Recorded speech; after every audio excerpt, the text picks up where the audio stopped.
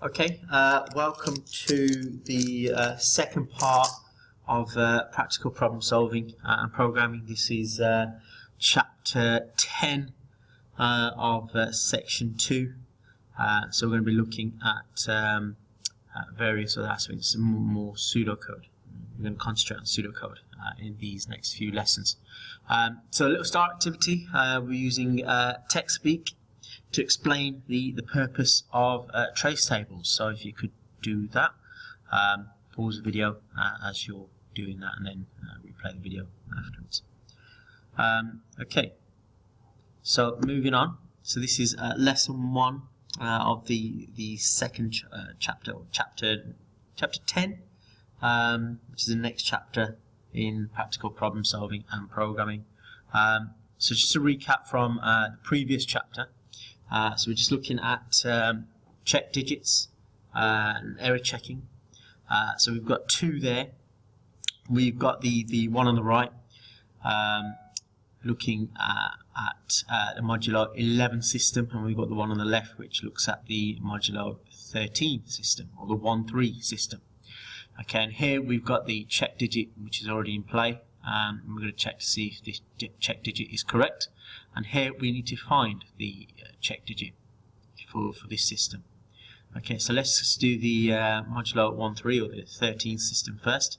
Okay, so the first thing we do is, well, there's 2 ways of solving this. Each digit needs to be multiplied by either a 1 or a 3, and it's always the even number that is multiplied by 3. That's what's called the 1-3 system. Okay, the odd numbers are times by or multiplied by 1. So you could do it this way, 1-3, 1-3, or you could take out the odd numbers or the even numbers and times them by 3. Once you've done that, you need to add all of it together, which will give you 127. Divide that by 10, okay, which gives you 12 with the remainder of 7. That 7, you need to take that 7 away from 10, which will give you a check digit of 3. Okay, so moving on to the modulo 11 system, slightly different way of doing it. So here we had the 1-3, 1-3 system. Here we're going to count down, okay, from the number of digits that there are. So it'll be 4, 3, 2, 1. So we times that by 4, times 1 by 3, 2 by 2, and 7 by 1. That will give us a complete total of 18. We divide that by 11, and that will give us 1 with a remainder of 7. We take the 7 away from 11, which will give us a check digit of 4. And that's how we do check digits on the modulo 1-3 system and the modulo 11 system. So, going back to this lesson.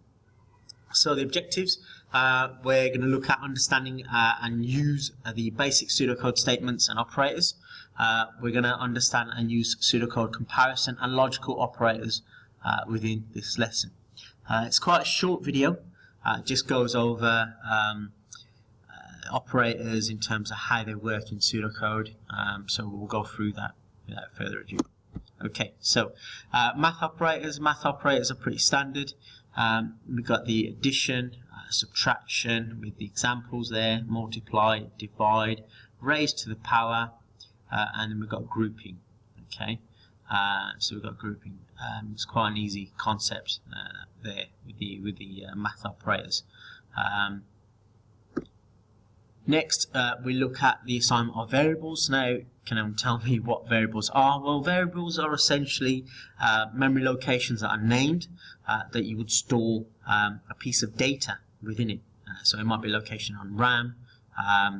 For example, when you're playing FIFA, the number of goals that you're scoring, they would all be stored within a variable on the RAM.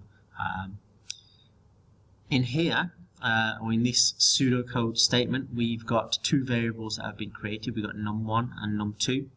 Num1 will hold the 4 value, and num2 will hold the 5 value. And this statement here creates a 3rd variable, which is a sum of 2 variables.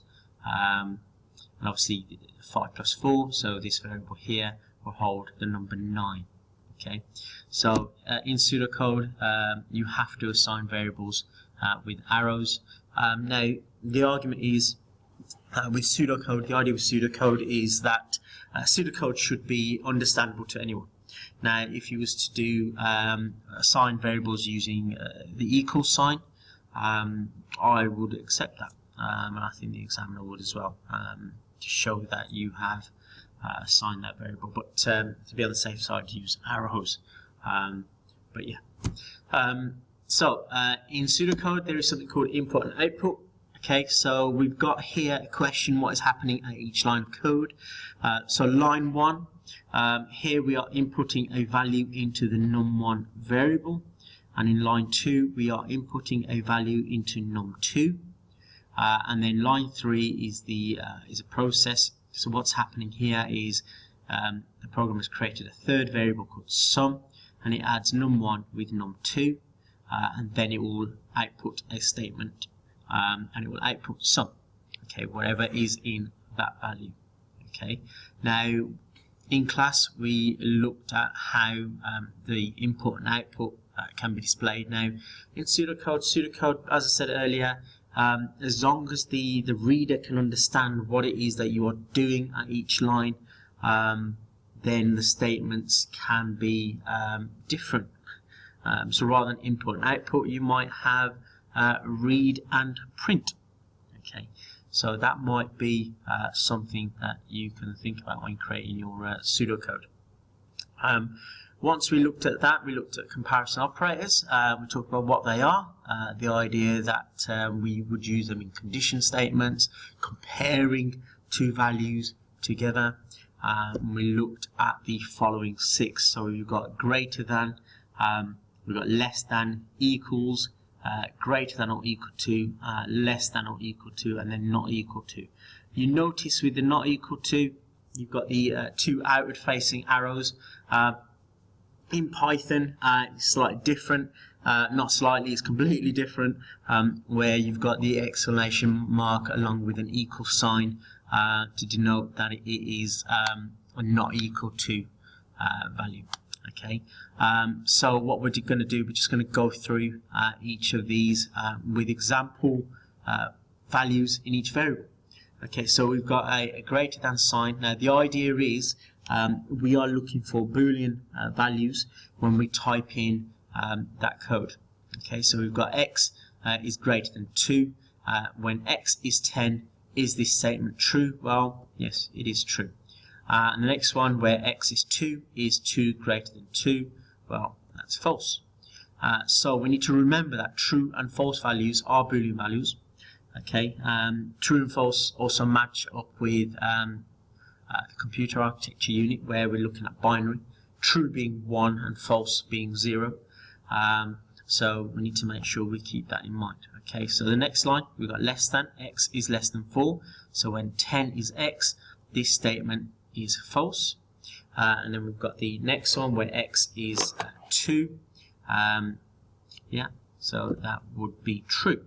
Then we've got x equals 3, which is false. And we've got false here. And then x is greater than or equal to 2, which is true, and true there. Less than or equal to 4 is false. That's true. And then we've got not equal to 5. That'll be true, and that would be true. Now the idea with comparison operators, we would use comparison operators to go through different loops to allow us to jump off a ladder, if you will. More on that in the next lesson, when we look at if statements, if and else statements, where we look at the pre-release task 1, where we're going to try and solve that in the next lesson. Once we did comparison operators, we will look at logical operators. So logical operators, we're looking at the stuff that we did in it was binary. When you looked at binary, you looked at truth tables. So using logical operators, so we're using the logic gates, and, or, and not.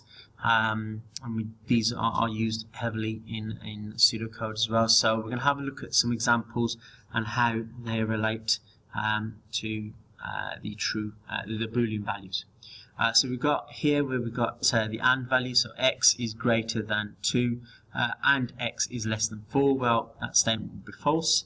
And where x is 3, so x is greater than 2 and x is less than 4, that would be true, as 3 falls between these two values.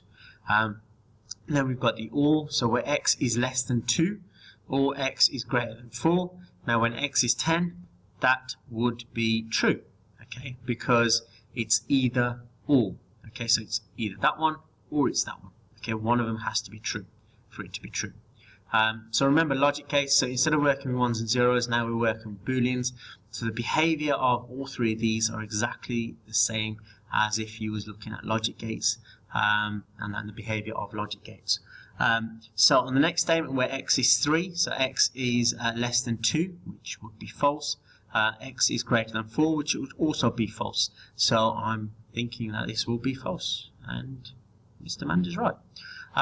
So the next one is the NOT gate, or the NOT operator. And here we have x is 10 again. So 10 or not x is equal to 3. Well, that would be true. Okay, so it wouldn't be 10, which is equal to 3. And here we've got x is 3, where not x is equal to 3. Well, as long as it's not 3, then the statement will be false. Okay, once we did this, we had a go, or we would have a go at activity 10.1 on page 135 in the textbook. So using everything that we've done so far in both logical operators and comparison operators and the math operators, so what I want to do during the rest of the lesson is to experiment with Python and have a go at placing some of these values into Python and finding out what each one comes out with as you're changing the value of x. Okay, so experiment with both logical and comparison operators. Remember in Python, the NOT gate is not the outward facing arrows.